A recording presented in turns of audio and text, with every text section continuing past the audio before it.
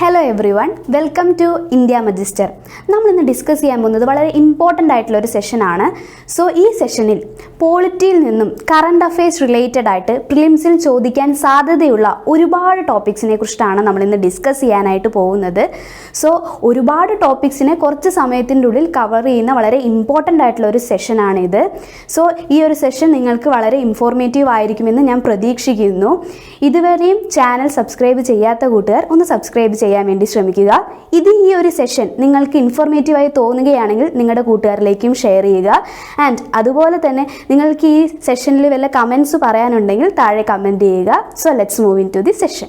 So നമ്മൾ current അഫെയർസുമായിട്ട് relate ചെയ്തിട്ടുള്ള പോളിറ്റിയിൽ നിന്നുമുള്ള ടോപ്പിക്സ്, പെർട്ടിക്കുലർ ആയിട്ടുള്ള ടോപ്പിക്സിനെ കുറിച്ച് ഡിസ്കസ് ചെയ്യുമ്പോൾ നമ്മൾ ഫസ്റ്റ് നോക്കാൻ പോകുന്നത് it is based on DRI. അതായത് ഈ ഒരു പെർട്ടിക്കുലർ ന്യൂസ് നമ്മൾ നോക്കുമ്പോൾ എന്താണ്, അതായത് നർക്കോട്ടിക്സ് അല്ലെങ്കിൽ ഡ്രഗ്സുമായിട്ട് റിലേറ്റ് ചെയ്ത ഒരു കേസാണിത്.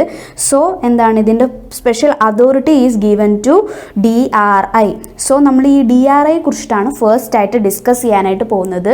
So DRI which means directorate of revenue intelligence. Okay, DRI എന്ന് പറഞ്ഞു കഴിഞ്ഞാൽ ഡയറക്ടറേറ്റ് ഓഫ് റവന്യൂ ഇൻ്റലിജൻസ് എന്നാണ് ഇവരെ പറയുന്നത്.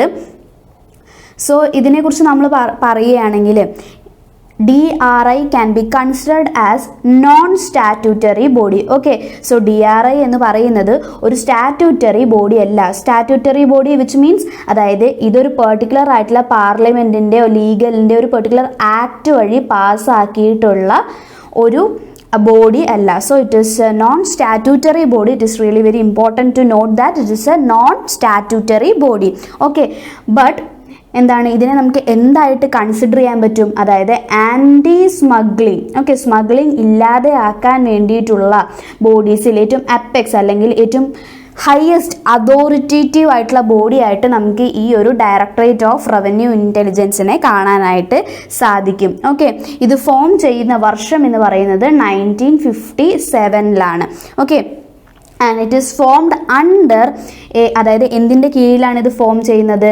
അതായത് central board of indirect tax and customs. Okay, central board of അതായത് ഇൻഡയറക്റ്റ് ടാക്സുകളുടെയും കസ്റ്റംസുകളുടെയും സെൻട്രൽ ബോർഡിൻ്റെ കീഴിലാണ് ഈ ഒരു പെർട്ടിക്കുലർ DRI അല്ലെങ്കിൽ directorate of revenue intelligence form ചെയ്യുന്നത്. ഓക്കെ, സോ ഈ ഒരു സെൻട്രൽ ബോർഡ് ഏത് മിനിസ്ട്രിയുടെ കീഴിലാണ് വരുന്നതെന്ന് നമ്മൾ നോക്കുകയാണെങ്കിൽ ministry of finance. Okay, so ഇതിൻ്റെ അതോറിറ്റി എന്ന് പറയുന്നത് DRIയുടെ ഹയസ്റ്റ് അതോറിറ്റി എന്ന് പറയുന്നത് മിനിസ്ട്രി ഓഫ് ഫിനാൻസ് ആണ്. And then comes central board of indirect taxes and customs. Okay, so ഇതിൻ്റെ രണ്ടിൻ്റെയും കീഴിലായിട്ടാണ് ഡയറക്ടറേറ്റ് ഓഫ് റവന്യൂ ഇൻ്റലിജൻസ് വരുന്നത്. ഓക്കെ, ഇതിൻ്റെ മേജർ ആയിട്ടുള്ള ഒബ്ജക്റ്റീവ് അല്ലെങ്കിൽ മേജർ ആയിട്ടുള്ള ഡ്യൂട്ടിനെ കുറിച്ച് നമ്മൾ ഡിസ്കസ് ചെയ്യുകയാണെങ്കിൽ in order to curb, okay, ഇല്ലാതെയാക്കാൻ, എന്തില്ലാതെയാക്കാൻ? സ്മഗ്ലിംഗ്. ഓക്കെ, സ്മഗ്ലിംഗ് അതായത് മൊത്തത്തിലായിട്ടുള്ള ഇല്ലീഗൽ ആയിട്ടുള്ള ട്രാൻസ്ഫറിങ് ഓഫ് സബ്സ്റ്റൻസസ് ഇല്ലാതെയാക്കാനായിട്ടാണ് ഈ ഒരു പെർട്ടിക്കുലർ ബോഡി നിലനിൽക്കുന്നത്. ഓക്കെ, മേജറായിട്ട് ഡ്രഗ് റിലേറ്റഡ് ആയിട്ടുള്ള കാര്യങ്ങൾ ആൻഡ് അതേപോലെ തന്നെ വൈൽഡ് ലൈഫ് അതായത് ഫോറസ്റ്റ് പ്രൊഡക്ട്സ്, ഓക്കെ, അതിൻ്റെ ഇല്ലീഗൽ ആയിട്ടുള്ള ട്രാൻസ്ഫർ നടത്താതിരിക്കാൻ ആൻഡ് അതേപോലെ തന്നെ എൻവയോൺമെൻ്റലി സെൻസിറ്റീവ് ഐറ്റംസ്, അതായത് ഇപ്പോൾ നമുക്ക് വൈൽഡ് ലൈഫിൽ നിന്ന് കിട്ടുന്നതിന് നമുക്ക് എന്തായിട്ട് കൺസിഡർ ചെയ്യാൻ പറ്റും? എൻവയോൺമെൻ്റലി സെൻസിറ്റീവ് ഐറ്റംസ് ആയിട്ട് കൺസിഡർ ചെയ്യാനായിട്ട് സാധിക്കും. സോ മേജറായിട്ട് ഇങ്ങനെയുള്ള സാധനങ്ങളുടെ ഇല്ലീഗൽ ആയിട്ടുള്ള ട്രേഡിനെ കർബ് ചെയ്യാൻ അല്ലെങ്കിൽ അതിനെ കണ്ടുപിടിച്ച് ഇല്ലാതെയാക്കാനായിട്ടാണ് ഈ ഒരു പെർട്ടിക്കുലർ ബോഡി നിലനിൽക്കുന്നത്. ഓക്കെ, ആൻഡ് അതേപോലെ തന്നെ and this can also be considered as a lead agency. Okay, ഒരു ലീഡ് ഏജൻസി ആയിട്ട് നമുക്ക് DRIനെ കൺസിഡർ ചെയ്യാനായിട്ട് പറ്റും. എന്തിനു വേണ്ടിയിട്ടുള്ള? അതായത് for anti smuggling. Okay, smuggling ഇല്ലാതെയാക്കാൻ. ഓക്കെ, ലീഡ് ഏജൻസി അതായത് ആൻറ്റി സ്മഗ്ലിങ്ങിൻ്റെ ഒരു ലീഡ് ഏജൻസി അറ്റ് എവിടെയാണ്? National coordination centre. Okay, national coordination സെൻറ്ററിൽ ആൻറ്റി സ്മഗ്ലിങ്ങിൻ്റെ ഒരു അല്ലെങ്കിൽ ഒരു ലീഡ് ഏജൻസി ആയിട്ട് നമുക്ക് എന്തിനെ കൺസിഡർ ചെയ്യാനായിട്ട് സാധിക്കും?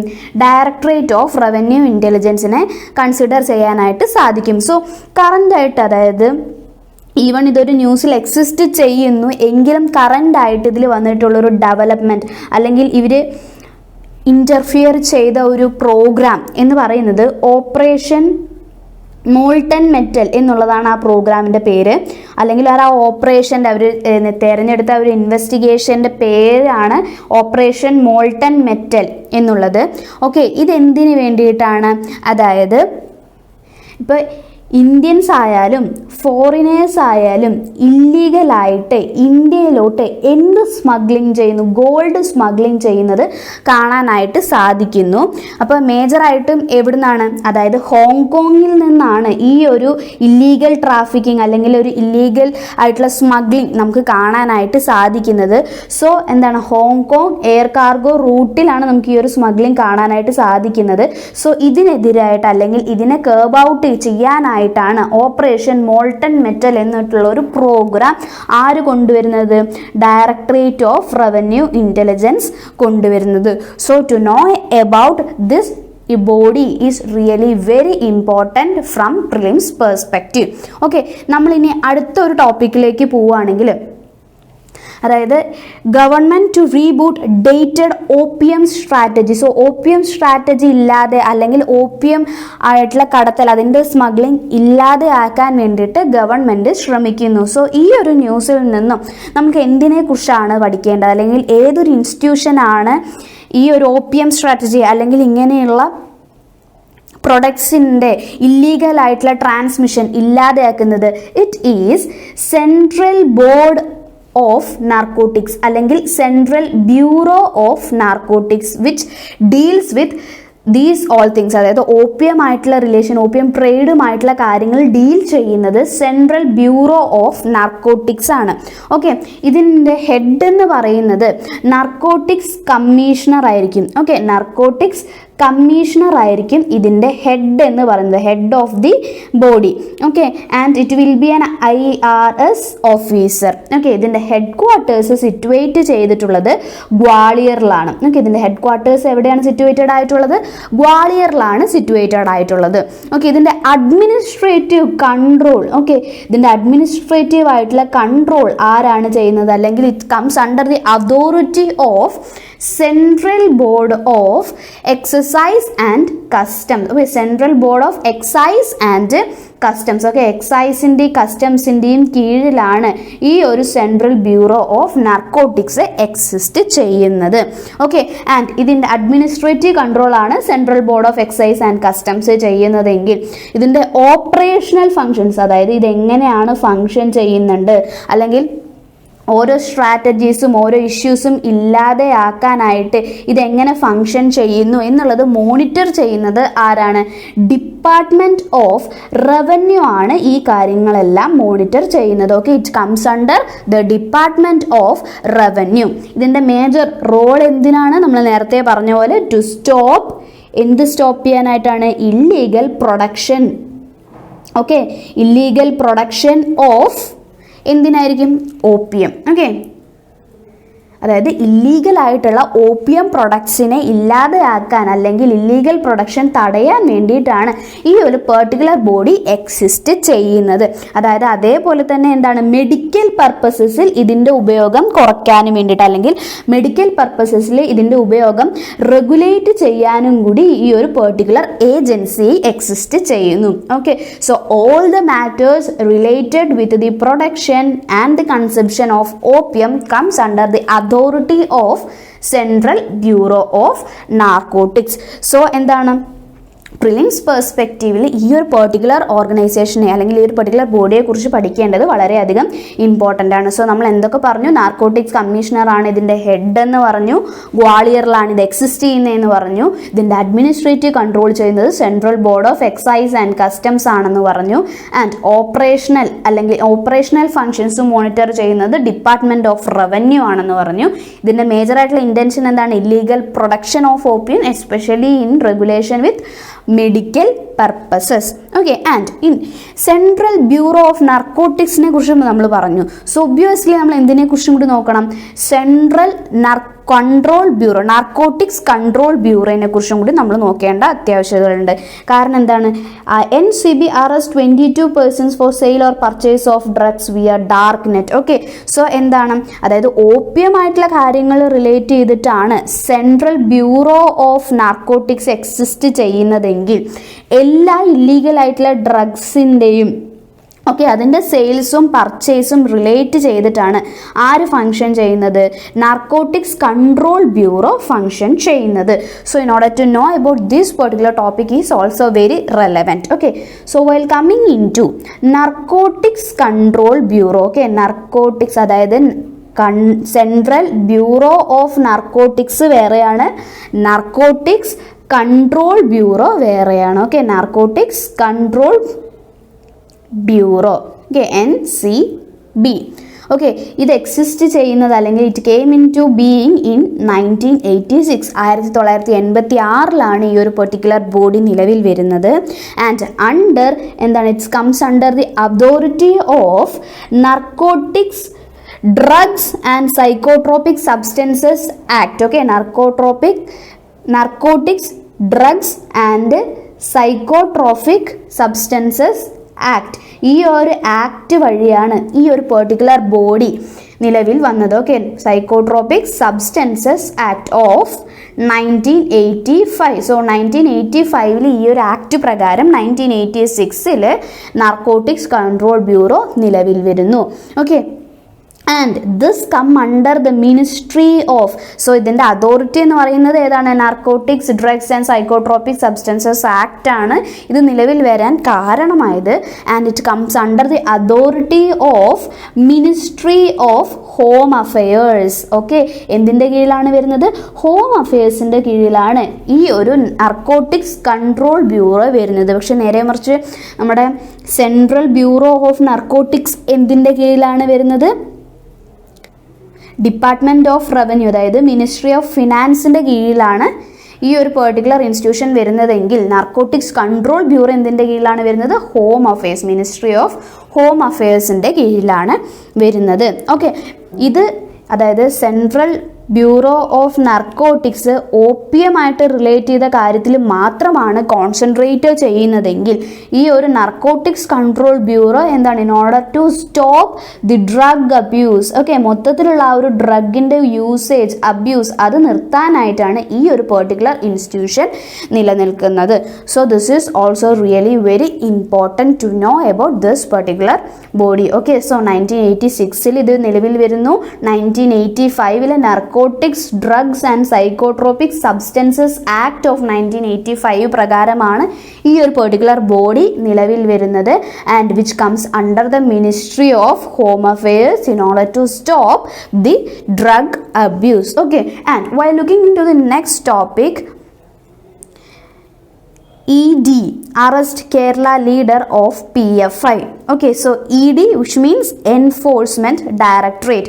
So Enforcement Directorate Kerala leaderനെ അറസ്റ്റ് ചെയ്തു എന്നുള്ളതാണ് ഈ ഒരു പെർട്ടിക്കുലർ ന്യൂസ്.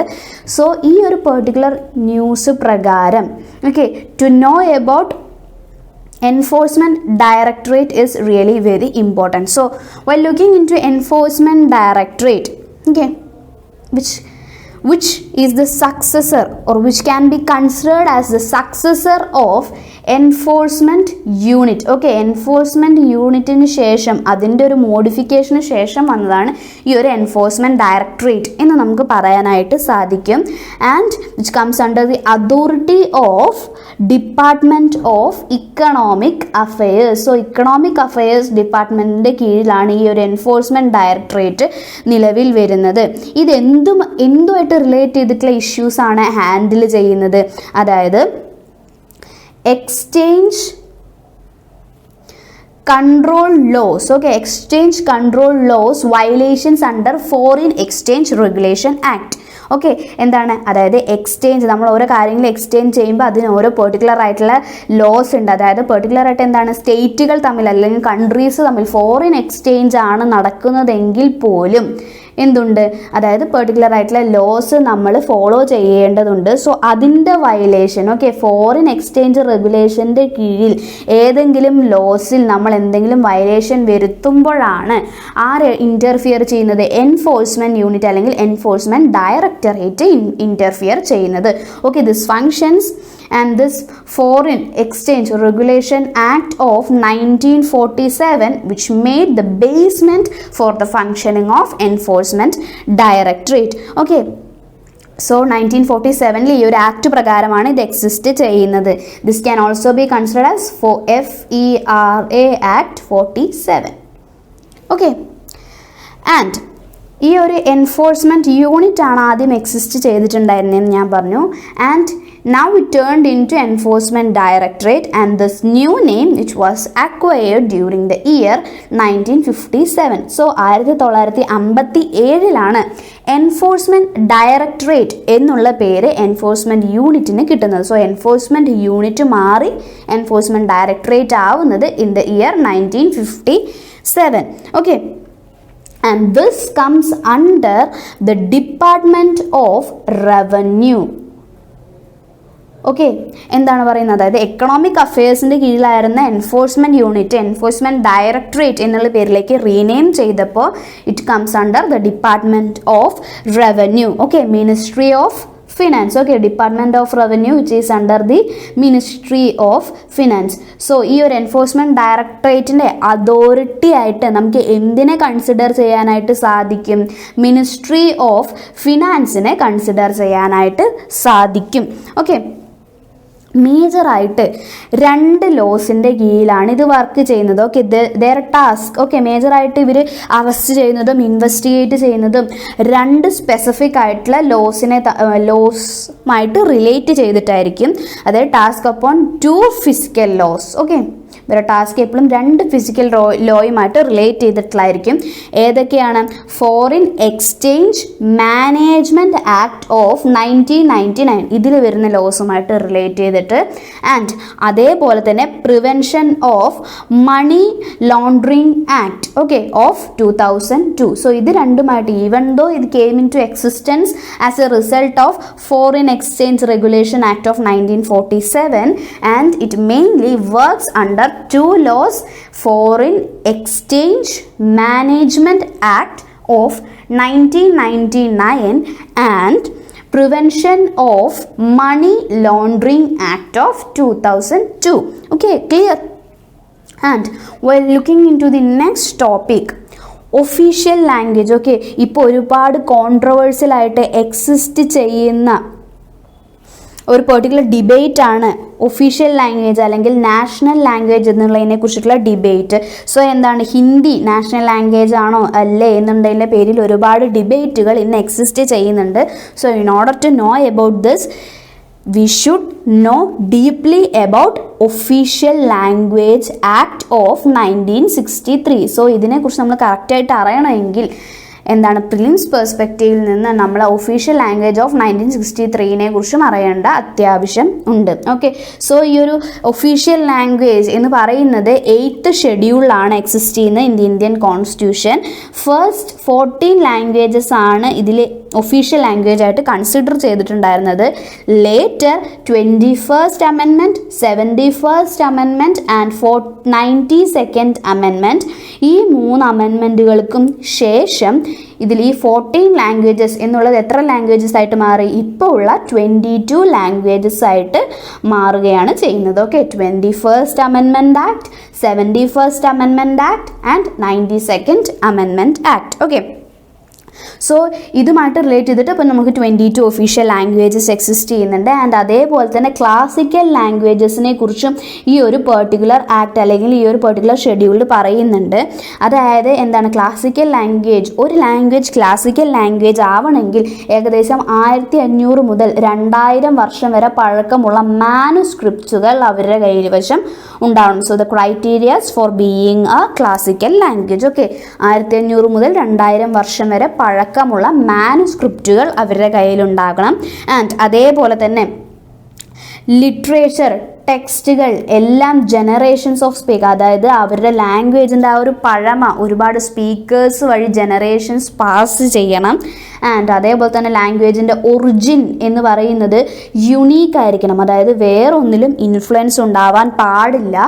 ഇത്രയും കാര്യങ്ങൾ ഉണ്ടെങ്കിൽ എന്ത് ചെയ്യാനായിട്ട് പറ്റും? These are the criterias can be said for a language to being a classical language. So ഒരു ലാംഗ്വേജ് ഒരു ക്ലാസിക്കൽ ലാംഗ്വേജ് ആവണമെങ്കിൽ എന്താണ്, ഇത്രയും ക്രൈറ്റീരിയാസ് പാസ് ചെയ്യണം. സോ നൗ റെലവൻ്റ് ആയിട്ട് നമുക്ക് എത്ര ക്ലാസിക്കൽ ലാംഗ്വേജസ് ഉണ്ട്? 6 ക്ലാസിക്കൽ ലാംഗ്വേജസ് ആണുള്ളത്. തമിഴ്, സാൻസ്ക്രിറ്റ്, തെലുങ്കു, കന്നഡ, മലയാളം ആൻഡ് ഒഡിയ. ഇത്രയും ക്ലാസിക്കൽ ലാംഗ്വേജസ് ആണ് നമുക്കുള്ളത്. Okay, Tamil, Sanskrit, Telugu, Kannada, Malayalam and Odisha. So ഇങ്ങനെ ഒരു ക്ലാസിക്കൽ ലാംഗ്വേജ് ആയാൽ കിട്ടുന്ന അഡ്വാൻറ്റേജസിനെ കുറിച്ച് നമ്മൾ നോക്കുകയാണെങ്കിൽ, സെൻറ്റർ ഓഫ് എക്സലൻസ്, ഇതുമായിട്ട് റിലേറ്റ് ചെയ്തിട്ടുള്ള എന്താണ് ഒരു യൂണിവേഴ്സിറ്റി അല്ലെങ്കിൽ ഒരു സ്റ്റഡി സെൻറ്റർ ഈ ഒരു പെർട്ടിക്കുലർ ക്ലാസിക്കൽ ലാംഗ്വേജിന് വേണ്ടി മാത്രം ക്രിയേറ്റ് ചെയ്യാനായിട്ട് പറ്റും. ആൻഡ് അതേപോലെ തന്നെ 2 major annual international awards. Okay, ഇതിൽ പ്രാവീണ്യം തെളിയിക്കുന്നവർക്ക് അല്ലെങ്കിൽ ഇതിൽ നല്ല ഒരു എക്സ്പീരിയൻസ് കാണിക്കുന്നവർക്ക്, ഇതിൽ എന്തെങ്കിലും നേട്ടങ്ങൾ, ഈ പെർട്ടിക്കുലർ ലാംഗ്വേജസിൽ എന്തെങ്കിലും നേട്ടങ്ങൾ വരുത്തുന്നവർക്ക് ഇൻ്റർനാഷണൽ അവാർഡ്സ് റിസീവ് ചെയ്യാനായിട്ട് പറ്റും. And the UGC also made a circulations in order to create central universities or making limited professor chairs for all the classical languages. Okay, so ഇത്രയും പ്രിവിലേജസ് കിട്ടുന്ന ഒരു ലാംഗ്വേജ് ആയിരിക്കും എന്ത് classical language എന്ന് പറയുന്നത്. So in order to know more details about the official languages act of 1963 and the existing debate, what are the basis of this debate എന്നുള്ളതൊക്കെ detail ആയിട്ട് അറിയണമെങ്കിൽ already A video has been taken on the basis of this official language act of 1963 and the link is in description. Okay, so now we can move to the next topic. Okay, so this news is about the MLA suspension and it from the Maharashtra government, and it said that it is illegal and irrational. So MLA suspension ഉണ്ടായത്, ഒരു വർഷത്തേക്ക് MLA suspend ചെയ്തു, and this is said as irrational എന്നാണ് പറയുന്നത്. So what are the reason behind this? So in order to know about the criteria for making MLA to be suspended is really very important to know. Okay, so MLAയുടെ സസ്പെൻഷനെ കുറിച്ച് പഠിക്കേണ്ടതും വളരെ അത്യാവശ്യമാണ് from the prelims perspective. Okay, so MLAയുടെ സസ്പെൻഷനെ കുറിച്ച് നമ്മൾ നോക്കുകയാണെങ്കിൽ ഡിഫറെൻ്റ് ആയിട്ടുള്ള സ്റ്റേറ്റുകളിൽ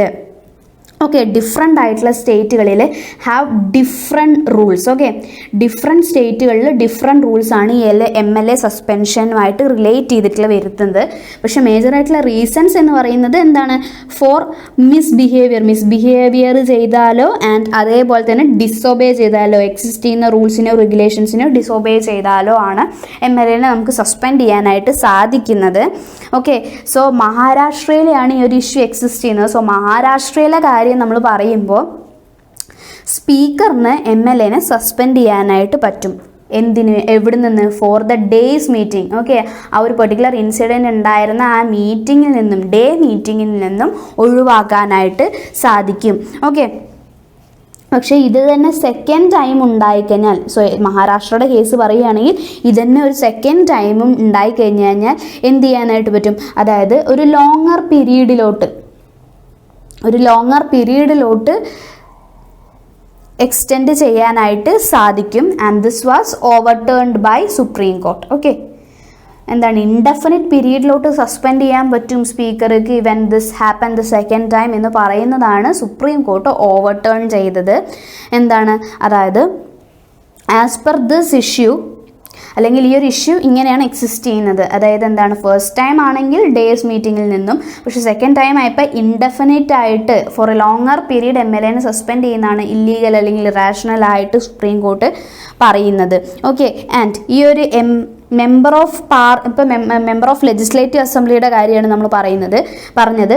മെമ്പർ ഓഫ് പാർലമെൻറ്റിൻ്റെ സസ്പെൻഷനുമായിട്ട് റിലേറ്റ് ചെയ്തിട്ടുള്ള കാര്യങ്ങളാണ് നോക്കുന്നതെങ്കിൽ ലോക്സഭയിലും രാജ്യസഭയിലും ഇതിന് വ്യക്തമായിട്ടുള്ള റൂൾസ് എക്സിസ്റ്റ് ചെയ്യുന്നുണ്ട്.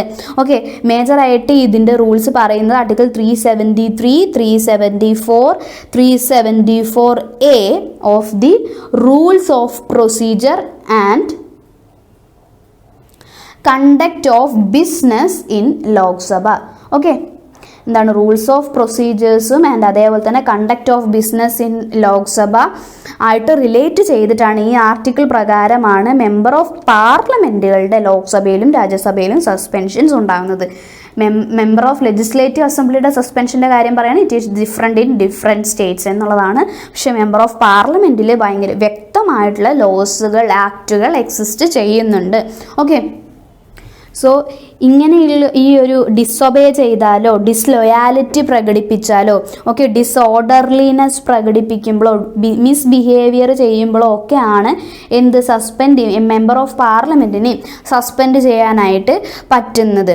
ഓക്കെ സോ ഈ ഒരു വിഡ്രോവൽ പീരീഡ് ഓക്കെ ഈ ഒരു മെമ്പറിനെ നമുക്ക് വിഡ്രോ ചെയ്യാൻ പറ്റുന്ന ഒരു ടൈം പീരീഡ് എന്ന് പറയുന്നത് maximum suspension okay maximum suspension ഈ ഒരു റൂൾസ് പ്രകാരം മാക്സിമം സസ്പെൻഷൻ എന്ന് പറയുന്നത് 5 കോൺസിക്യൂട്ടീവ് സിറ്റിങ്സ് ആണ്. അതായത് ലോക്സഭയുടെ ആയാലും രാജ്യസഭയുടെ ആയാലും അടുത്തടുത്ത 5 സിറ്റിങ്സുകളിൽ ആളെ സസ്പെൻഡ് ചെയ്യാനായിട്ട് പറ്റും.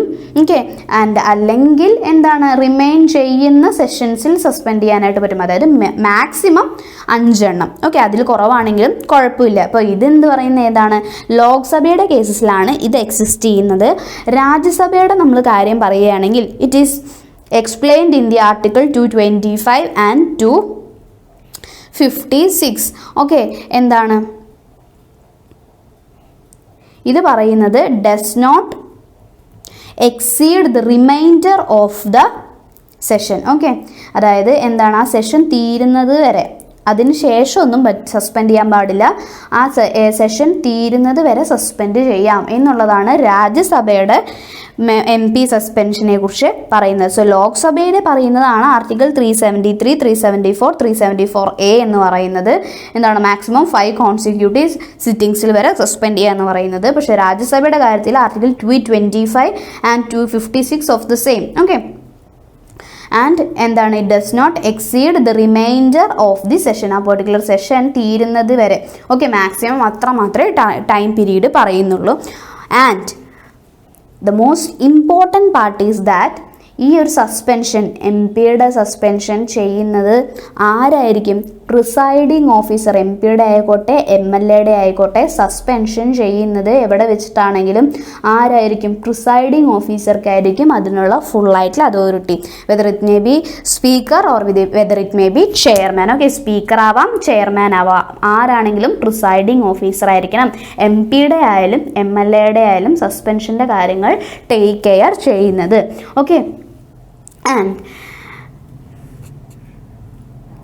now the next news is about like democracy report okay democracy റിപ്പോർട്ടിനെ കുറിച്ചാണ് ഈ ഒരു പെർട്ടിക്കുലർ ന്യൂസ് പറയുന്നത് from the WeDem institute okay so democracy report okay recent ആയിട്ട് ഡെമോക്രസി റിപ്പോർട്ട് വന്നിരിക്കുന്നു.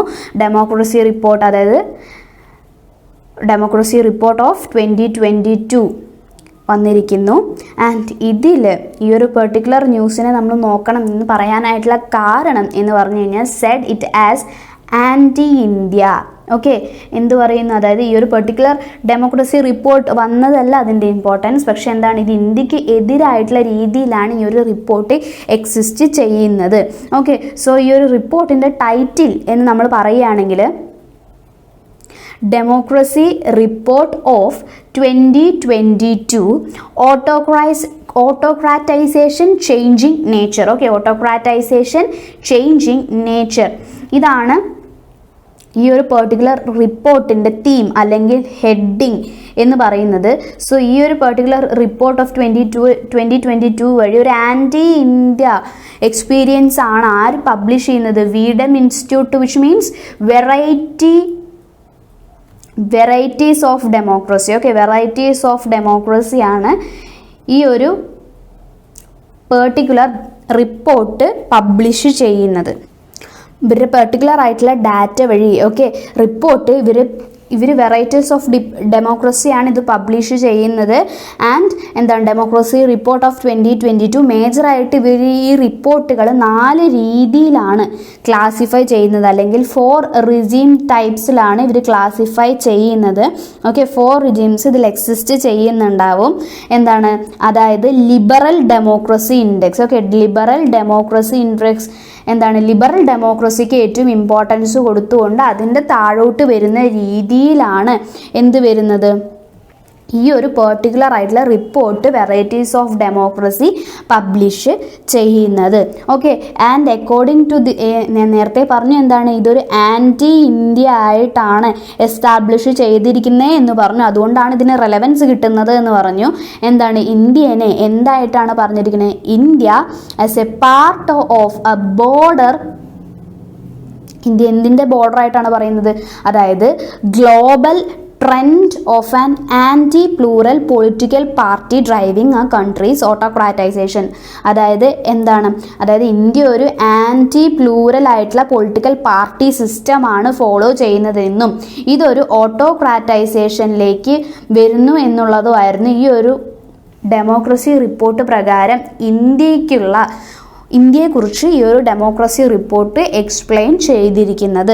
ഓക്കെ, ആൻഡ് അതേപോലെ തന്നെ ഇതിൽ റാങ്കിങ്ങിൽ മൊത്തം റാങ്കിങ്ങിൽ ഇന്ത്യക്ക് എന്താണ് 93rd പൊസിഷനാണ് കൊടുത്തിരിക്കുന്നത്, which means that India is included in the bottom 50. Okay, bottom 50ലാണ് ഇന്ത്യ ഇൻക്ലൂഡഡ് ആയിട്ടുള്ളത്. 93rd റാങ്കാണ് ഇന്ത്യക്ക് ഈ ഒരു ഡെമോക്രസി റിപ്പോർട്ട് ഓഫ് 2022 കൊടുത്തിരിക്കുന്നത്. ഓക്കെ, ആൻഡ് എന്താണ്, ഇത് പ്രകാരം എന്താണ്, ഒരുപാട് ഡൗണിലേക്കാണ് ഇന്ത്യൻ ഡെമോക്രസി പോയിരിക്കുന്നത് എന്നാണ് പറഞ്ഞിരിക്കുന്നത്. സോ എന്താണ്, to know about this democracy report is also very important. Okay, so എന്താണ്, ആൻറ്റി ഇന്ത്യ മോഡലാണ് ഇത് പ്രൊപ്പഗേറ്റ് ചെയ്തിരിക്കുന്നത്. ഇതിൻ്റെ തീം എന്ന് പറയുന്നത് democracy report of 2022 autocratization changing nature എന്നുള്ളതാണ്. വെറൈറ്റീസ് ഓഫ് ഡെമോക്രസി ആണ് ഇത് പബ്ലിഷ് ചെയ്യുന്നത്. 4 റിജിയൻ ടൈപ്സിലാണ് ഇത് പബ്ലിഷ് ചെയ്യുന്നത്. അതായത് ഇതിന് ഏറ്റവും ഇമ്പോർട്ടൻസ് കൊടുക്കുന്നത് ലിബറൽ ഡെമോക്രസി ഇൻഡെക്സിനാണ്. ഇപ്രാവശ്യം അതായത് 2022 ഡെമോക്രസി റിപ്പോർട്ട് പ്രകാരം 93rd പൊസിഷനാണ് ഇന്ത്യക്ക് കൊടുത്തിരിക്കുന്നത്. Okay, now this is democracy report, right. നമുക്കിനി ഡെമോക്രസി ഇൻഡെക്സിനെ പറ്റി നോക്കാം. ഓക്കെ, ഡെമോക്രസി ഇൻഡെക്സിനെ പറ്റി നമ്മൾ നോക്കുകയാണെങ്കിൽ 2021 വന്ന ഡെമോക്രസി ഇൻഡെക്സ് പ്രകാരം എന്താണ്, അതായത് ഇന്ത്യയുടെ സ്കോർസ് ഇംപ്രൂവ് ചെയ്തിരിക്കുന്നു. അതായത് ഡെമോക്രസി റിപ്പോർട്ട് പ്രകാരം എന്താണ്, ഇന്ത്യയുടെ ഡെമോക്രാറ്റിക് ഫീച്ചേഴ്സ് താഴോട്ടാണ് പോയിരിക്കുന്നത്, 93rd പൊസിഷനിലേക്കാണ് എത്തിയത്. പക്ഷേ എന്താണ്, ഡെമോക്രസി ഇൻഡെക്സ് പ്രകാരം ഇന്ത്യയുടെ പൊസിഷൻ മുകളിലേക്കാണ് പോയത്, which ranks 46 out of 167 countries. Okay, ഇവിടെ ബോട്ടം 50ലാണ് വെട്ടതെങ്കിൽ ഇവിടെ ടോപ്പ് 50ലാണ് ഇന്ത്യ നിൽക്കുന്നത്. ഓക്കെ, ഇത് എന്തിൻ്റെയൊക്കെ ബേസിസിലാണ്, അതായത് ഇത് നടത്തുന്നത് ഇക്കണോമിക് ഇൻ്റലിജൻസ് യൂണിറ്റ് ആണ് ഈ ഒരു പെർട്ടിക്കുലർ ഇൻഡെക്സ് നടത്തുന്നത്. ഓക്കെ, ഇക്കണോമിക് ഇൻ്റലിജൻസ് യൂണിറ്റ് അവരാണ് എന്ത് നടത്തുന്നത്, അതായത് ഈ ഒരു ഡെമോക്രസി ഇൻഡെക്സ് നടത്തുന്നതും നോക്കുന്നതും. ഓക്കെ, ആൻഡ് ഇതിന് 5 പാരാമീറ്റേഴ്സ് അല്ലെങ്കിൽ 5 കണ്ടീഷൻസിനെ ബേസ് ചെയ്തിട്ടാണെങ്കിൽ 5 പാരാമീറ്റേഴ്സിനെ ബേസ് ചെയ്തിട്ടാണ് ഈ ഒരു പെർട്ടിക്കുലർ ഡെമോക്രസി ഇൻഡെക്സ് നടക്കുന്നത്. എന്തൊക്കെയാണ് ഫീച്ചേഴ്സ് അല്ലെങ്കിൽ എന്തിൻ്റെയൊക്കെ ബേസിസിലാണ് ഇവർ ഒരു റാങ്കിങ് കൊടുക്കുന്നത് എന്ന് വെച്ച് കഴിഞ്ഞാൽ, functioning of the government which can B consider as A first criteria, functioning of the government. Okay, government എങ്ങനെ ഫങ്ഷൻ ചെയ്യുന്നു, ആൻഡ് ആ ഒരു പെർട്ടിക്കുലർ രാജ്യത്തിലെ ഇലക്ട്രൽ പ്രോസസ്സ് എങ്ങനെയാണ് നടക്കുന്നത്, ആൻഡ് അതേപോലെ തന്നെ അവിടുത്തെ പ്ലൂറലിസം, അതായത് എങ്ങനെയൊക്കെയാണ് ഇൻക്ലൂസീവ്നെസ് എക്സിസ്റ്റ് ചെയ്യുന്നത്, ആൻഡ് അതേപോലെ തന്നെ political participation. Okay, political participation, എത്രമാത്രം പൊളിറ്റിക്കൽ പാർട്ടിസിപ്പേഷൻ ആ ഒരു പെർട്ടിക്കുലർ കൺട്രിയിൽ എക്സിസ്റ്റ് ചെയ്യുന്നു, ആൻഡ് അതേപോലെ തന്നെ civil liberties. Okay, civil liberties and political culture. Okay, എന്താണ്, അതായത് എത്രമാത്രം അവിടെ നിൽക്കുന്ന സിറ്റിസൺസിന് ലിബർട്ടി കിട്ടുന്നു, ആൻഡ് അതേപോലെ തന്നെ എത്രമാത്രം പൊളിറ്റിക്കൽ കൾച്ചർ അവിടെ എക്സിസ്റ്റ് ചെയ്യുന്നു.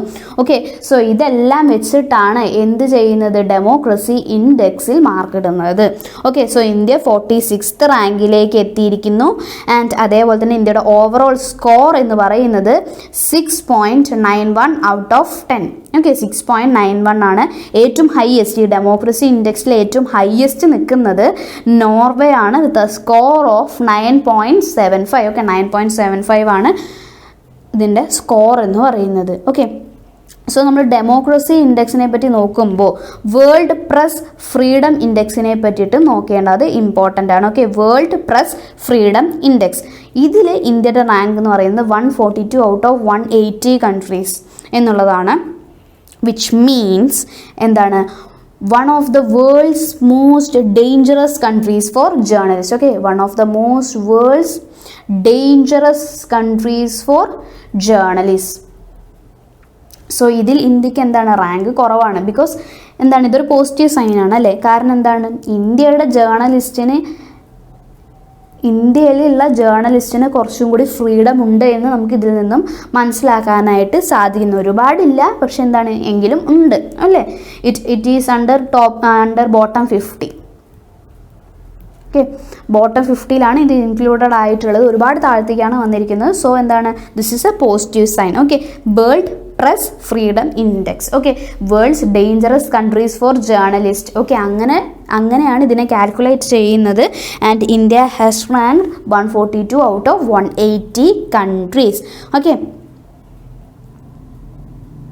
ഈ ഒരു ഇൻഡെക്സ് നിലവിൽ വരുന്നത് അല്ലെങ്കിൽ ഈ ഒരു ഇൻഡെക്സ് നടത്തുന്നത് 2002 മുതലാണ് ഈ ഒരു ഇൻഡെക്സ് നടത്തുന്നത്. എന്താണ്, അതായത് റിപ്പോർട്ടേഴ്സ് വിത്തൗട്ട് ബോർഡേഴ്സ് ആണ് ഈ ഒരു പെർട്ടിക്കുലർ ഇൻഡെക്സ് കാൽക്കുലേറ്റ് ചെയ്യുന്നത് അല്ലെങ്കിൽ നടത്തുന്നത്. ഓക്കെ, സോ നമ്മൾ എന്തൊക്കെ നോക്കി? ഡെമോക്രസി ഇൻഡെക്സ് നോക്കി, വേൾഡ് പ്രസ് ഫ്രീഡം ഇൻഡെക്സും നമ്മൾ നോക്കി. ഓക്കെ, സോ ഡെമോക്രസി ഇൻഡെക്സിലാണെങ്കിൽ India has ranked 46 out of 167 countries. And while in world press freedom index India has ranked 142 out of 180 countries. Okay, so ഈ ഒരു കാൽക്കുലേഷൻസ് അല്ലെങ്കിൽ ഈ ഒരു മാർക്കിങ്സ് എല്ലാം വളരെ ഇമ്പോർട്ടൻ്റ് ആണ്, ഓർത്ത് വെക്കേണ്ടത് അത്യാവശ്യമാണ്. ഓക്കെ, സോ ഇത്രയും ഇൻഡെക്സുകൾ നമ്മൾ നോക്കി.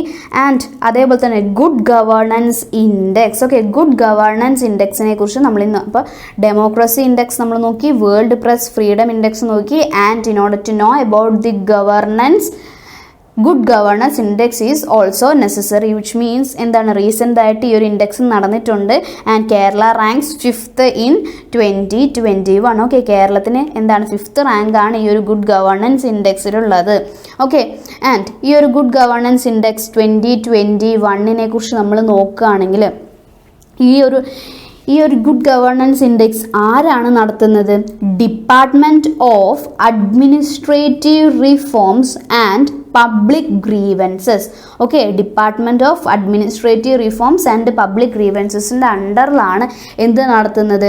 ഈ ഒരു പെർട്ടിക്കുലർ ഇൻഡെക്സ് നടത്തുന്നത്. And this department which comes under the ministry of personnel and public grievances and pensions. Okay, ministry of personnel public grievances and pensions. So ഈ ഒരു മിനിസ്ട്രിയുടെ കീഴിൽ വരുന്ന department of administrative reforms and personnel ഗ്രീവൻസസിൻ്റെ അണ്ടറിലാണ് good governance index നടത്തുന്നത്. Okay, in 2021 latest ആയിട്ട് ഇത് നടത്തിയിട്ടുള്ളത്. ഇത് എന്തിനു വേണ്ടിയിട്ടാണ് നടത്തുന്നത്? അതായത് സ്റ്റേറ്റുകളെയോ ഡിസ്ട്രിക്റ്റുകളെയോ ഗവർണൻസിൻ്റെ ബേസിസിൽ റാങ്ക് ചെയ്യാൻ വേണ്ടിയിട്ടാണ് ഈ ഒരു പെർട്ടിക്കുലർ ഇൻഡെക്സ് നടത്തുന്നത്. ഓക്കെ, സോ ഇതിൻ്റെ ഒരു ഒബ്ജക്റ്റീവ് എന്തെന്ന് പറഞ്ഞു കഴിഞ്ഞാൽ good governance index is to create ചെയ്യാൻ വേണ്ടിയിട്ടാണ് ഒരു ടൂൾ ക്രിയേറ്റ് ചെയ്യാൻ വേണ്ടിയിട്ടാണ്. എന്തിന്? അതായത് which can be a tool which can be used uniformly, അതായത് എല്ലായിടത്തും ഒരുപോലെ ഉപയോഗിക്കാൻ പറ്റുന്ന ഒരു ടൂളായിട്ട് അക്രോസ് ദ സ്റ്റേറ്റ്സ്. ഓക്കെ, സ്റ്റേറ്റുകളിൽ മൊത്തം എല്ലാ സ്റ്റേറ്റുകളിലും, ഇന്ത്യയിലുള്ള എല്ലാ സ്റ്റേറ്റുകളിലും ഒരുപോലെ ഉപയോഗിക്കാൻ പറ്റുന്ന ഒരു ടൂളായിട്ടാണ് എന്തിനെ കൺസിഡർ ചെയ്യുന്നത്? ഗുഡ് ഗവർണർ ഇൻഡെക്സിനെ കൺസിഡർ ചെയ്യുന്നത്. ആൻഡ് എന്താണ് ഓരോ impact? Okay, the impact of and also to know about the impact of various interventions. Okay, എന്താണ് ആ പെർട്ടിക്കുലർ ആയിട്ടുള്ള സ്റ്റേറ്റിൽ നടന്നിട്ടുള്ള വേരിയസ് ഇൻ്റർവെൻഷൻസ്, സ്റ്റേറ്റ് ആയിക്കോട്ടെ സെൻട്രൽ ആയിക്കോട്ടെ ഗവൺമെൻറ്റ്സും ആൻഡ് അതേപോലെ തന്നെ യൂണിയൻ ടെറിട്ടറീസിലും നടന്നിട്ടുള്ള വേരിയസ് ആയിട്ടുള്ള ഇൻ്റർവെൻഷൻസിനെയും കൂടി കണക്കിലെടുക്കാനായിട്ടാണ് ഈ ഒരു ഗുഡ് ഗവേണൻസ് ഇൻഡെക്സ് എക്സിസ്റ്റ് ചെയ്യുന്നത്. Okay, and 2021 good governance index പ്രകാരം ഏകദേശം 20 സ്റ്റേറ്റ്സ്, ഓക്കെ 20 സ്റ്റേറ്റ് അവരുടെ സ്കോറുകൾ ഇംപ്രൂവ് ചെയ്തു എന്നാണ് പറയുന്നത്. ഓക്കെ, ആൻഡ് 2019 പ്രകാരം നമ്മൾ നോക്കുകയാണെങ്കിൽ 2021 ഏകദേശം 20 സ്റ്റേറ്റുകൾ അവർക്ക് ഇംപ്രൂവ്മെൻറ്റ് സംഭവിച്ചു in good governance index, which means എന്താണ്? They have making good governance upon that particular state. Okay, അവരുടെ ഇൻ്റർവെൻഷൻസ് എല്ലാം കുറച്ച് അവർ നല്ല സ്റ്റേബിൾ ആയിട്ടാണ് എക്സിസ്റ്റ് ചെയ്യുന്നത് എന്നാണ് ഈ ഒരു ഗുഡ് ഗവേണൻസ് ഇൻഡെക്സ് ഓഫ് 2021 പറയുന്നത്. പറയുന്നത്. ഓക്കെ, ആരാണ് നടത്തുന്നത്? Department of administrative reforms and public grievances under ministry of personnel public grievances and pensions. Okay, in order to know about the governance of state and district and to know about the impact of various interventions on that particular state. Okay, and in 2021 Kerala which ranked the 5th position.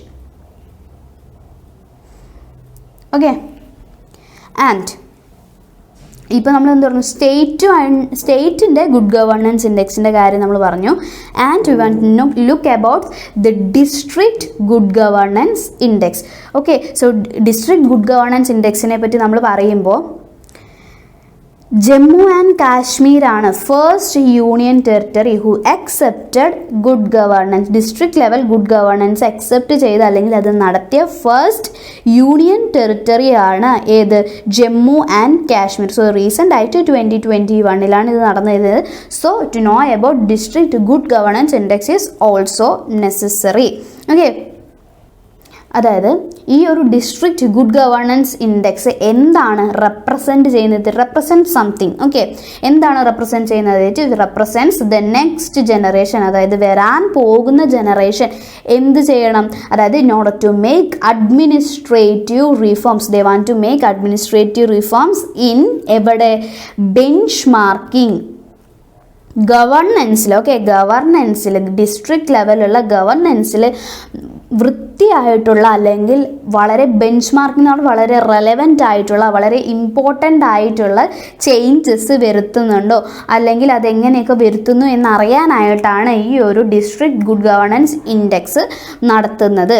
Okay, and this is prepared after. Okay, ഇത് എന്തിനു ശേഷമാണ് ഈ ഒരു district good governance index prepare ചെയ്യുന്നത്? After extensive സ്റ്റേക്ക് holder consultation. Okay, സ്റ്റേക്ക് holder കൺസൾട്ടേഷന് ശേഷമാണ് ഈ ഒരു particular ആയിട്ടുള്ള ഡിസ്ട്രിക്ട് ഗുഡ് ഗവർണൻസ് ഇൻഡെക്സ് നടത്തുന്നത്. ഓക്കെ, ഇതിൽ ഈ ഒരു ഡിസ്ട്രിക്ട് ഗുഡ് ഗവർണൻസ് ഇൻഡെക്സിനെ കുറിച്ച് നമ്മൾ പറയുകയാണെങ്കിൽ ഇതിൽ ഏകദേശം 10 ഗവർണൻസ് സെക്ടേഴ്സിനെ എടുക്കുന്നു, ലിസ്റ്റ് ഔട്ട് ചെയ്യുന്നു. അതിൽ 58 ഇൻഡിക്കേറ്റേഴ്സ് വയ്ക്കുന്നു. 58 ഇൻഡിക്കേറ്റേഴ്സിനെ വെച്ച് 116 ഡാറ്റ പോയിൻറ്റ്സുകളും ക്രിയേറ്റ് ചെയ്ത് ഇതിൽ ഓരോ ഡിസ്ട്രിക്റ്റുകളും എങ്ങനെ പെർഫോം ചെയ്യുന്നു എന്ന് നോക്കിയിട്ടാണ് ഇവരിതിനെ എന്ത് ചെയ്യുന്നത്? റാങ്ക് ചെയ്യുന്നത്. ഓക്കെ, ആൻഡ് ഈ ഒരു ഡിസ്ട്രിക്ട് ഗുഡ് ഗവർണൻസ് ഇൻഡെക്സും ആരാണ് നടത്തുന്നത്? അതായത് ആ ഒരു പെർട്ടിക്കുലർ ഡിസ്ട്രിക്റ്റിൽ എന്താണ് ബെഞ്ച് മാർക്കിംഗ് ആയിട്ടുള്ള governance. Okay, next generation bench marking ആയിട്ടുള്ള എന്തെങ്കിലും ഗവർണൻസ് ചേഞ്ചസ് ഫീൽ ചെയ്തിട്ടുണ്ടോ, ഡിസ്ട്രിക്റ്റ് ലെവലിൽ എന്തെങ്കിലും സംഭവിച്ചിട്ടുണ്ടോ എന്നുള്ളത് നോക്കുന്നു. എക്സ്റ്റെൻസീവ് ആയിട്ടുള്ള സ്റ്റേക്ക് ഹോൾഡർ കൺസൾട്ടേഷന് ശേഷമാണ് ഇത് നോക്കുന്നത്. ആൻഡ് 10 ഗവർണൻസ് ഏരിയാസ് എടുക്കുന്നു. ആൻഡ് അതിൽ 58 ഇൻഡിക്കേറ്റേഴ്സിനെ വെച്ച് 116 ഡാറ്റ പോയിൻറ്റ്സുകൾ കൊടുത്തിട്ടാണ് ഇവർ റാങ്കിങ് ചെയ്യുന്നത്. And district good governance index prepare ചെയ്യുന്നത് department of administrative reforms and public grievances. Just like എന്താണ് ഗുഡ് ഗവർണൻസ് ഇൻഡെക്സ് സ്റ്റേറ്റുകളിൽ നടത്തുന്ന പോലെ തന്നെയാണ് എന്ത് നടത്തുന്നത്? ഡിസ്ട്രിക്ട് ഗുഡ് ഗവർണൻസ് ഇൻഡെക്സും department of administrative reforms and public grievances നടത്തുന്നത്. ഓക്കെ, പക്ഷേ ആരുമായിട്ടുള്ള പാർട്ട്ണർഷിപ്പ് നമുക്കിതിൽ കാണാനായിട്ട് സാധിക്കും. It's an exemption for union territories. അതായത് partnership with union territories administration.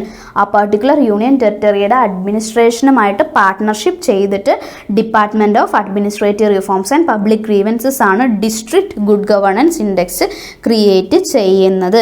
Okay, ഇത് വിച്ച് ഓൾസോ പ്രൊവൈഡ്സ്. ഓക്കെ, ഈ ഡിസ്ട്രിക്ട് ഗുഡ് ഗവർണൻസ് ഇൻഡെക്സ് എന്തും കൂടി പ്രൊവൈഡ് ചെയ്യുന്നു? Which also provides the road map. എന്തിനുള്ള road map?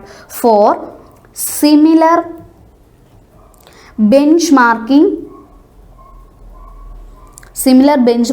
of governance. Okay, similar ആയിട്ടുള്ള benchmarking of governance എവിടെ? District ലെവലിൽ for all states. Okay, അതായത് യൂണിയൻ ടെറിട്ടറിയിലെ പോലെ തന്നെ സ്റ്റേറ്റുകൾക്കും ഇങ്ങനെ ഒരു ബെഞ്ച് മാർക്കിംഗ്, ഗവർണൻസിൻ്റെ ബെഞ്ച് മാർക്കിംഗ് കൊണ്ടുവരാനായിട്ടാണ് പിന്നെ ആര് വർക്ക് ചെയ്യുന്നത്? ഈ ഒരു district good governance index work ചെയ്യുന്നത്. ഓക്കെ, ഇത് എന്ത് ക്രിയേറ്റ് ചെയ്യുന്നു? റോഡ് മാപ്പ് ഫോർ എന്തിനു വേണ്ടിയിട്ടാണ്?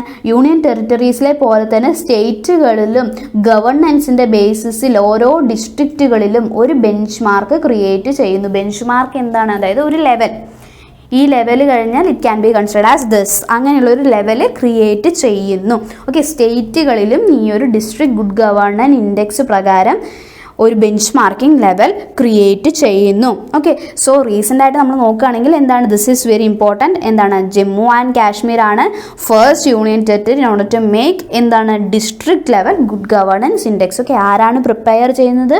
Department of administrative reforms and personal grievances. എവിടെ നടത്തുന്നു? യൂണിയൻ ടെറിട്ടറിയിലെ ഡിസ്ട്രിക്റ്റുകളിലും സ്റ്റേറ്റിൻ്റെ ഡിസ്ട്രിക്റ്റുകളിലും നടത്തുന്നു.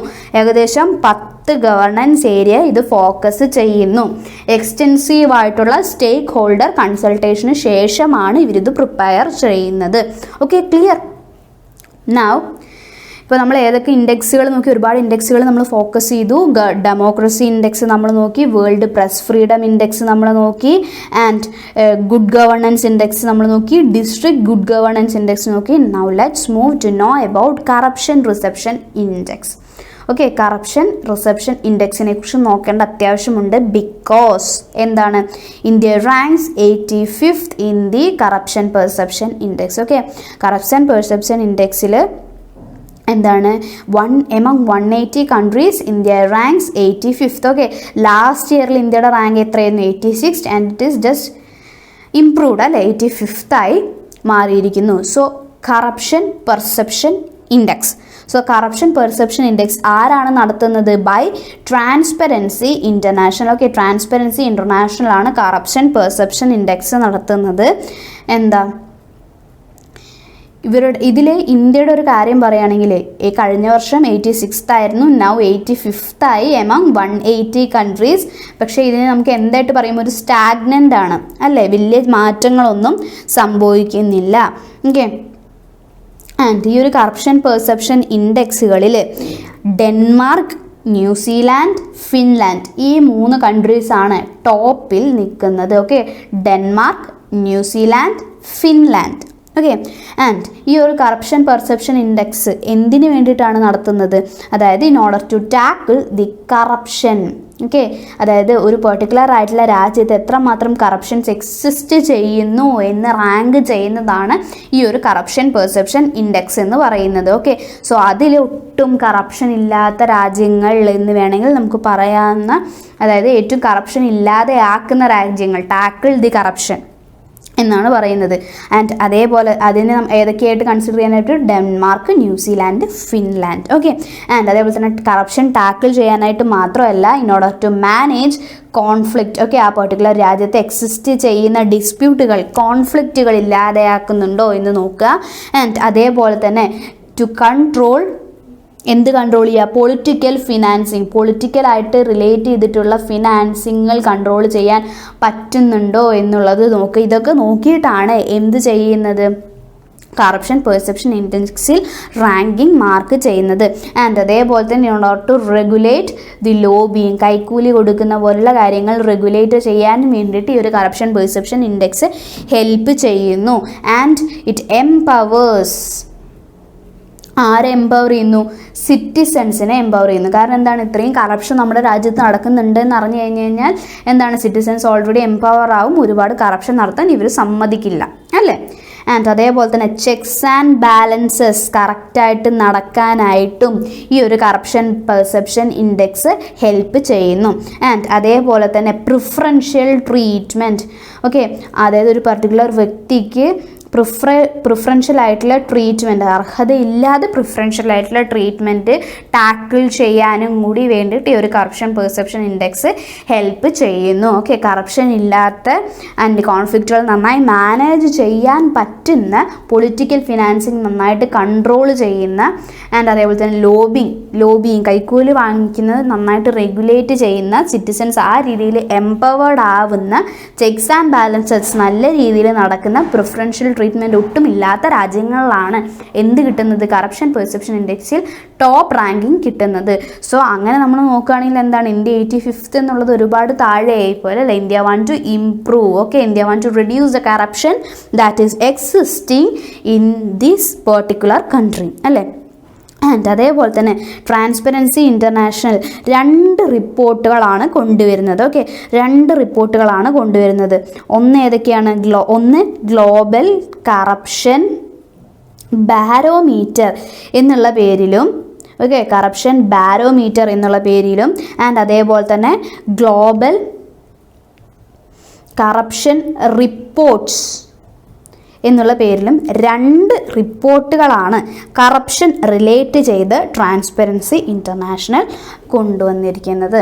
ഓക്കെ, സോ ഒരുപാട് കാര്യങ്ങൾ നമ്മൾ ഡിസ്കസ് ചെയ്തു. Like directorate of revenue intelligence and central bureau of narcotics and national control bureau, enforcement directorate, about official language and about MLA's suspension and democracy report of 2022 and the details about it, and democracy index of 2021 and the details about it, and the ranking of India in all these particular ones, and good governance index, about good governance index of 2021, and about district good governance index, corruption reception index.